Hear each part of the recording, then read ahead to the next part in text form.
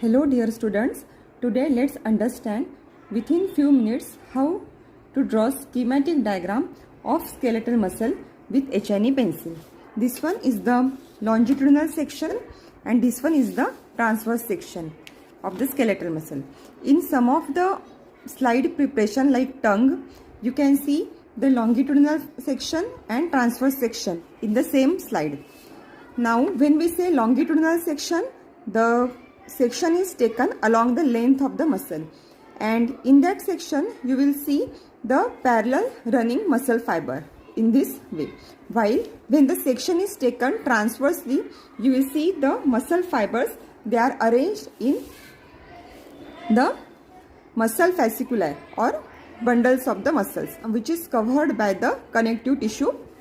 First, the longitudinal section, that is if the section is taken along the length of the muscle, in this you will see number of muscle fibers running parallel to each other. These muscle fibers, these are the muscle cells, but we say them the muscle fibers because their length is too much exceeding as compared to the diameter. Length of the muscle fiber extends for few centimeter, while the diameter, it is from 10 micrometer to 100 micrometer. These are muscle fibers. Muscle fibers, they are multinucleated, around hundreds of elongated nuclei. They are located just below the sarcolemma of the muscle fiber. The reason behind multinucleated of these muscle cells is that during the embryonic life, the myoblasts, which are precursor of these muscle cells, they fuse with each other to form the muscle fibers. Just below the sarcolemma, these elongated oval nuclei are located. They are elongated along the long axis of these muscle fibers. For the muscle cells, cell membrane is known as sarcolemma, cytoplasm is called as sarcoplasm, and cell organelle like smooth endoplasmic reticulum, it is known as sarcoplasmic reticulum. Under light microscope at high power, it shows the cross striations, that is alternate dark and light band. These cross striations, that is A band and I band, that is better visualized under polarized light. Dark band is known as A band, while light band is known as I band. The A stands for anisotropic and I stands for isotropic, which are due to the refracting property of these regions under polarized light. So these are I band and A band.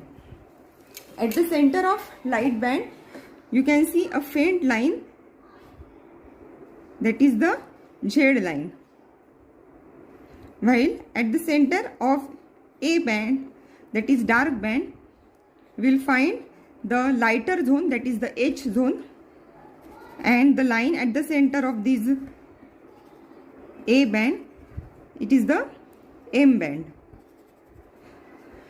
Under light microscope at low power, it is difficult to visualize these cross striations, but they are visualized better under high power. Surrounding this is the connective tissue, which is very thin. Connective tissue which is covering these muscle fiber, it is having these reticulin fibers and the external lamina, it is known as endomysium. Endomysium, it contains capillaries. Here I am drawing one of the capillary. Then lymphatics and fibroblast nuclei. Fibroblast nuclei, they are located outside the sarcolemma. So these are fibroblast nuclei.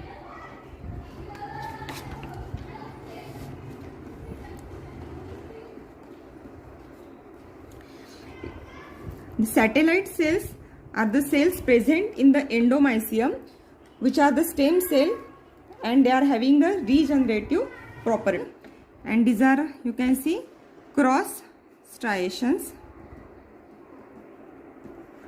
Now you can see here the fibers, they are not branching. So these are unbranched fibers. The arrangement of the myofibril which are present in the sarcoplasm gives them appearance of cross striations, that is alternate dark and light band. As this sarcoplasm, that is the cytoplasm of the muscle fiber, it is filled with these contractile proteins, the nuclei are pushed toward the periphery just below the sarcolemma of the muscle cell. Now the muscle cell organelles, it contains myoglobin, which gives the muscle fiber red appearance, large amount of glycogen and mitochondria for contraction of the muscle.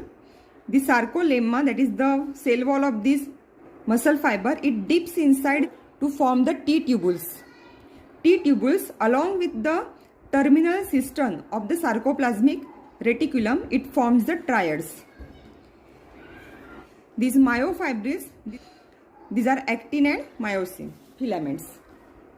Now in transverse section, here you can see the entire muscle, it is covered by the relatively dense connective tissue, it is the epimysium. You can see the transverse section of the skeletal muscle shows the muscle fibers arranged in fasciculi or bundles. So these are muscle fasciculi or bundles.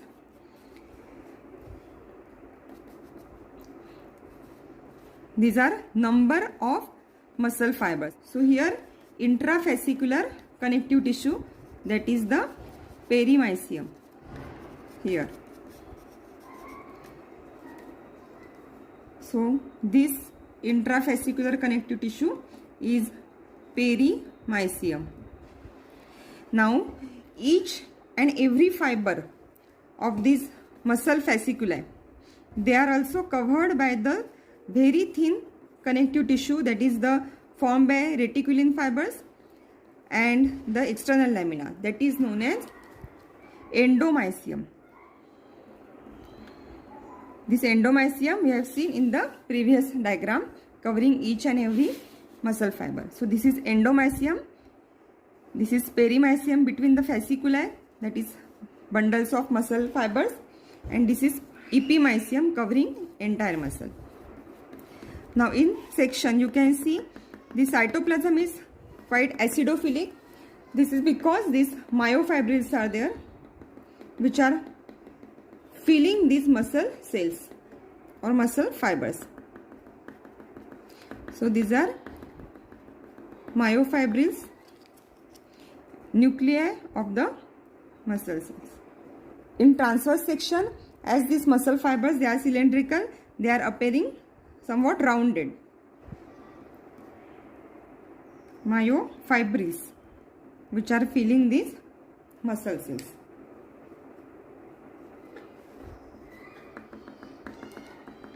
The function of connective tissue is that it transmits the force of contraction to the neighboring fibers and ultimately to the tendon.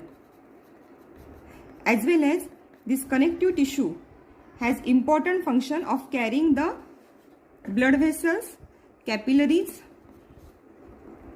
So this is one of the capillaries seen in transverse section. Blood vessels here, lymphatics, nerves, and it also contains the fibroblast. Here inside the perimysium there are the neuromuscular spindles are present having the intrafusal and extrafusal fibers. However, with this routine stain, that is H&E stain, you cannot differentiate it. You need special stain to visualize the motor end plate and this nervous tissue, that is silver stain. here labeling this as a muscle fasciculi. Muscle fasciculi.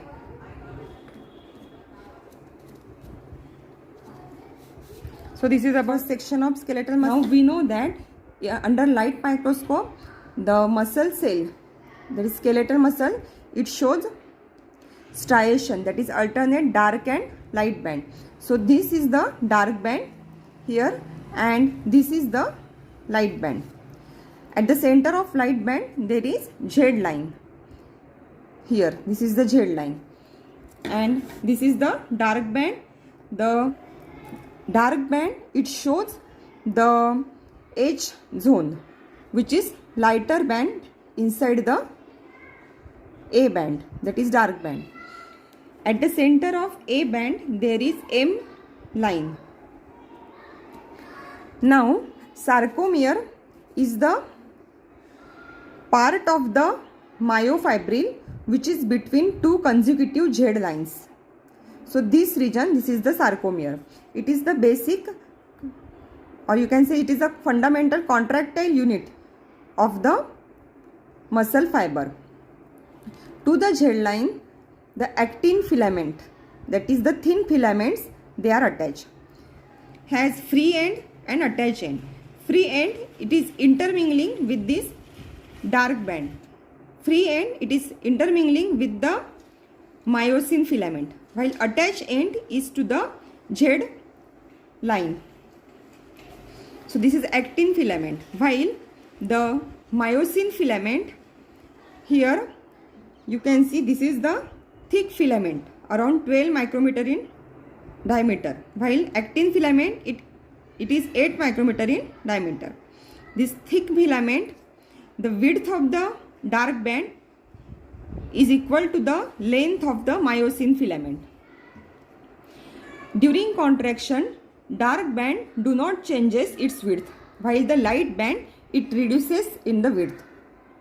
This is because actin filament slides inside.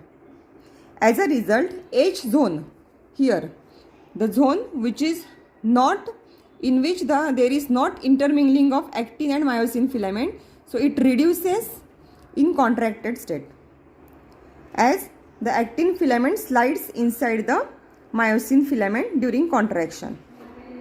This is the I band.